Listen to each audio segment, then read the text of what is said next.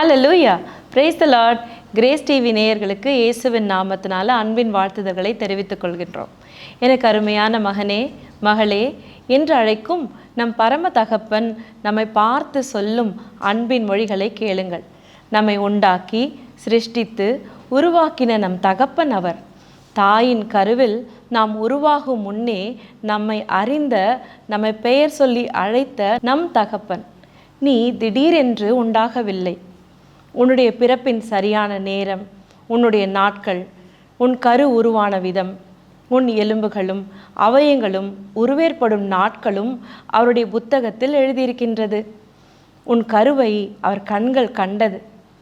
உன் வழிகள் எல்லாம் அவருக்கு தெரியும். நீ பிறந்த நாளில் அவரே உன்னை உன் தாயின் வயிற்றிலிருந்து எடுத்தவர். ஒரு தாய் தேற்றுவது போலும் உன்னை தேற்றுபவர். ஆனால் நீயோ பிதாவாகிய அவரை மற்றவர்கள் அறியாதவர்களால், அவரை அறிகின்ற அறிவின் குறைவால் அவரை தவறாக புரிந்து கொண்டாய். அவர் வெகு தூரத்திலோ அல்லது உன் மீது கோபமாகவோ இல்லை. அதற்கு பதிலாக அவர் மிகவும் சமீபமாகவும் அன்பாகவும் இருக்கின்றார். அவர் அன்பை உன் மீது தாராளமாக பொழிய வேண்டும் என்பதே அவர் விருப்பம். ஏனென்றால் நீ அவருடைய பிள்ளை. அவர் உன் நல்ல தகப்பன். அவரே உன்னை போஷித்து உன் தேவைகளெல்லாம் சந்திப்பவர். உன் எதிர்காலத்தை குறித்த அவருடைய திட்டங்கள் எல்லாம் நன்மையாக மட்டும்தான் இருக்கின்றது. அவர் உன்னை சிநேகிக்கின்றார். நீ அவருடைய சம்பத்து, அவருடைய பொக்கிஷம். நீ அறியாததும் உனக்கு எட்டாததுமான பெரிய காரியங்களை உனக்கு காட்ட அவர் விரும்புகின்றார். அவர் எப்பொழுதும் உன் நினைவாகவே இருக்கின்றார். உன் முழு இருதயத்தோடும் நீ அவரை தேடினால் அவரை கண்டடைவாய். ஏனென்றால் அவர் உனக்குள் இருக்கின்றார், உனக்குள் வசிக்கின்றார். ஒரு மேய்ப்பன் தன் ஆட்டுக்குட்டியை சுமப்பது போல அவர் உன்னை தன் மடியிலே சுமக்கின்றார். உன் கண்ணீரை துடைத்து அதை தம்முடைய துருத்தியிலே கணக்கு வைத்திருக்கின்றார். ஆனால் ஒரு காலகட்டத்தில் அவருக்கும் நமக்கும் வந்த பிரிவினையாலும் அறியாமையினாலும் தவறான பொய்களை நம்பி அவரை தவறாகவே நாம் சித்தரித்தோம். பிதாவின் இருதயத்தை சரியாக புரிந்து கொள்ளவில்லை. நாம் நம்முடைய முகத்தை அவரிடத்திலிருந்து மறைத்து கொண்டோம். தவறுகளை மறைப்பதற்கு நாமே சில உபாதிகளையும் தெரிந்து கொண்டோம். இதுவே பாவமானது. அதனால்தான் நம் மனதையும் முகத்தையும் அவரை விட்டு தூரமாக்கி கொண்டோம். நம்முடைய முகத்தை பிதாவின் பக்கமாய் திரும்பவும் திருப்பும்படியாகவும் மனுக்குலத்தை மீட்டெடுத்து பிரிவை சரி செய்யும்படியாகவும் தான் பிதா தமது ஒரே பேரான குமாரனாகிய இயேசு கிறிஸ்துவை பாவத்தை போக்கும் ஒரே பலியாக இந்த உலகத்துக்கு அனுப்பினார். பழைய ஏற்பாட்டின் காலங்களில் வாழ்ந்து வந்த பரிசுத்தவான்களால் பிதாவின் முழுமையான அன்பையும் இருதயத்தையும் நமக்கு முழுமையாக வெளிப்படுத்தி காட்ட முடியவில்லை. ஆனால் பிதாவின் ஒரே பேரான சொந்த குமாரன், அவருடைய மடியில் இருந்த இயேசு கிறிஸ்து மட்டுமே பிதாவின் தன்மைகளை முழுமையாக நமக்கு வெளிப்படுத்தி வாழ்ந்து காட்டியிருக்கின்றார். என்னை கண்டவன் பிதாவை காண்கிறான் என்றும், பிதாவின் தன்மைகளையும் பிதா எதை செய்கின்றாரோ அதையே தான் நானும் செய்கின்றேன் என்றும், என்னை அல்லாமல் ஒருவனும் பிதாவிடத்தில் வரான் என்றும், பிதா என்னை எப்பொழுதும் தனியாக விடுவது இல்லை என்றும், பிதாவின் சித்தத்தின்படி செய்கிறதே எனக்கு மெய்யான போஜனமாய் இருக்கிறது என்றும், பிதா நமக்கு எப்பொழுதும் எதிரியாக இருந்ததே இல்லை என்றும், அவர் நமக்காக தான் காத்திருக்கின்றார் என்பதை வெளிப்படுத்தவும், மனதளவில் தூரமாயிருந்த நம்மை அவரிடத்தில் திரும்ப சேர்க்கவுமே அவர் வந்தார். தம் ஒரே பேரான குமாரனாகிய இயேசு கிறிஸ்துவை பிதா எந்த அளவுக்கு நேசிக்கின்றாரோ அதே அளவிற்கு நம்மையும் நேசிக்கின்றார். மனதளவில் பிரிந்திருந்த நம்மை அவரோடு ஒப்புரவாக்கவே இயேசு மரித்தார். பிதா நம்மேல் வைத்திருக்கின்ற இந்த அளவு கடந்த ஆழ்ந்த அன்பின் வெளிப்பாடுதான் குமாரனுடைய மரணம். அது சிலுவையில் அரங்கேறியது. உன்னுடைய அன்பை திரும்பவும் முழுமையாக பெற வேண்டும் என்பதற்காகவே தான் நேசித்த தம்முடைய சொந்த குமாரனையும் மற்றும் எல்லாவற்றையும் நமக்காக கொடுத்து விட்டார். பிதா உன் மீது வைத்திருக்கின்ற அன்பு இயேசு கிறிஸ்துவால் வெளிப்பட்டது. அவருடைய குமாரனாகிய இயேசு கிறிஸ்து என்னும் பரிசை நாம் ஏற்றுக்கொள்ளும் பொழுது அவருடைய பிள்ளை என்கின்ற முழு அந்தஸ்தை பெற்றுக்கொள்கின்றோம். உன் இருதயத்தில் நீ அவரை உன் தகப்பனாக ஏற்றுக்கொண்டு அவர் முகத்தை பார். வானத்திலிருந்து இறங்கின ஜீவ அப்பமாகிய இயேசு கிறிஸ்துவை ஏற்றுக்கொண்டு அவரை விசுவாசிக்கிறவன் அவராலே பிழைக்கின்றான். வானத்திலிருந்து இறங்கின ஜீவ அப்பம் அவரே. ஜீவ பலியாக தன்னையே மரணத்துக்கு ஒப்பு கொடுத்தார். நாம் அவரை கொன்றோம், தண்டித்தோம், அவரும் மரித்தார். ஆனால் பிதாவோ அவரை திரும்பவும் முன்குறித்தபடியே 3ஆம் நாள் உயிரோடு எழுப்பினார்.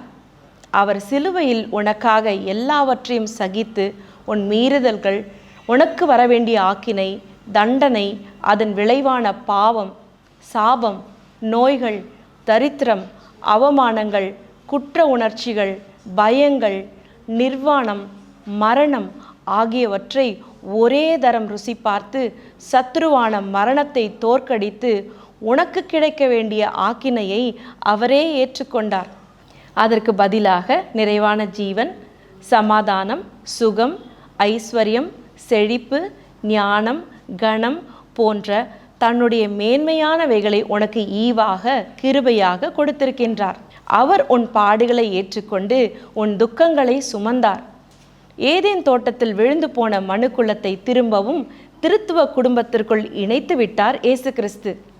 தெய்வரகமான வாழ்க்கையை வாழும்படியாக திரிந்த உன் மனதில் அவர் வந்து உன் பயத்தையும் சந்தேகத்தையும் ஒழித்து அந்த திரையின் வழியாக திரும்பவும் நீ பிதாவை வந்து தைரியமாய் சேரும்படியான ஸ்லாக்கியத்தையும் பெற்று கொடுத்திருக்கின்றார் நம் மூத்த சகோதரன் இயேசு கிறிஸ்து. இப்படியாக இயேசு கிறிஸ்து பூமிக்கு தான் வந்த காரியத்தை நிறைவேற்றி பரமேறி பிதாவின் வலது பாரிசத்தில் வீற்றிருக்கின்றார்.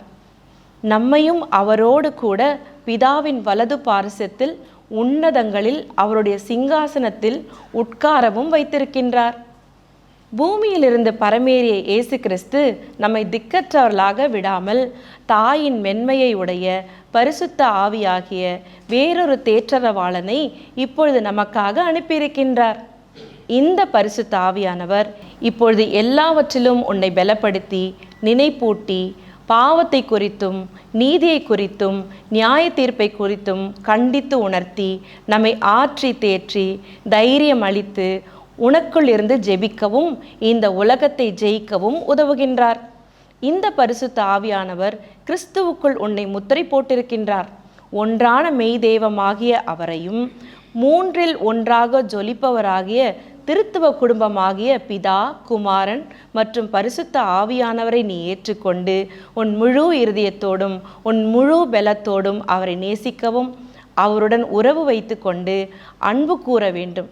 ஒரு நல்ல தகப்பனாக அவர் உன்னிடத்திலிருந்து எதிர்பார்க்கும் ஒன்றே ஒன்று இது மட்டும்தான். அவருடைய ஐக்கியத்திலிருந்து செயல்படவும் பரலோகத்துடன் இணைந்து ராஜ்யத்தை பூமியில் ஸ்தாபிக்கவே உன்னை தெரிந்து கொண்டிருக்கிறார். இதை நீ முழு இருதயத்தோடும் நம்ப வேண்டும். கிரியை செய்து எதையும் உன்னால் பெற்றுக்கொள்ள முடியாது. அதனால்தான் இயேசு கிறிஸ்து கிரியா பிரமாணமாகிய நியாய பிரமாணத்தை சிலுவையில் நிறைவேற்றி அவருடைய இரத்தத்தினால் உண்டான புதிய உடன்படிக்கையை நமக்காக கிருபையினால் புதிதும் ஜீவனுமான மார்க்கத்தை திறந்து கொடுத்து அவருடைய இரத்தத்தினால் முற்றிலும் சிலுவையில் வெற்றி சிறந்தார். நமக்கு எதிரடையாக பகையாக இருந்த நியாயப்பிரமாணம் என்னும் கையெழுத்தை குலைத்து போட்டார். கிருபையினால் விசுவாசத்தை கொண்டு ரட்சிக்கப்பட வழிவகுத்தார்.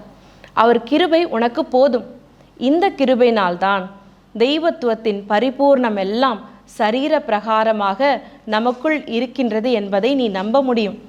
இந்த சுவிசேஷத்தினால்தான் நீ கிறிஸ்துவுடன் உடன் சுதந்திரனாயும் ஒரே சரீரத்துக்கு உள்ளானவனாகவும் கிறிஸ்து உனக்கு பண்ணின வாக்கு தத்தங்களுக்கு உடன் பங்காளியுமாக இருக்கின்றாய்.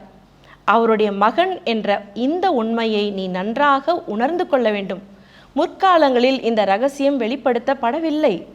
அவரை அறிகின்ற அறிவினால் மட்டும்தான் இந்த ரகசியத்தை உன்னால் உணர்ந்து கொள்ள முடியும். நித்திய ஜீவனையும் அழியாமையையும் நீ பெற்றுக்கொள்ளும்படியாக ஆவியானவராலே இந்த காலங்களில் இந்த ரகசியம் வெளிப்படுத்தப்பட்டிருக்கின்றது. இவைகளெல்லாம் எதற்கு தெரியுமா? நற்கிரியைகளை செய்வதற்கு நீ கிறிஸ்து இயேசுக்குள் சிருஷ்டிக்கப்பட்டு பிதாவுடைய செய்கையாய் இருக்கின்றாய். பரலோகத்தை பூலோகத்தில் வாழ்ந்து காட்டும் தெய்வ ரகம் வாய்ந்த அவருடைய அன்பு மகனாகவும் மகளாகவும் நீ இருக்கின்றாய். கடைசி சத்துருவான மரணத்தை நீ சீக்கிரத்தில் தோற்கடிப்பாய். தேவ குமாரனாக நீ எழும்பும் காலத்தில் இப்பொழுது இருக்கின்றாய். இந்த பூமியை அனைவருக்கும் பாதுகாப்பாகவும் சுகமாகவும் வாழ்கின்ற பரலோகமாக நீ மாற்றுவாய். இதுவே உன் தகப்பன் உன் மீது வைத்திருக்கின்ற நம்பிக்கை. இந்த நம்பிக்கைக்கு பாத்திரமாய் நீ நடந்து கொள்வாயாக. என் அன்பு மகனே, மகளே, அன்பின் வாழ்த்துக்கள்.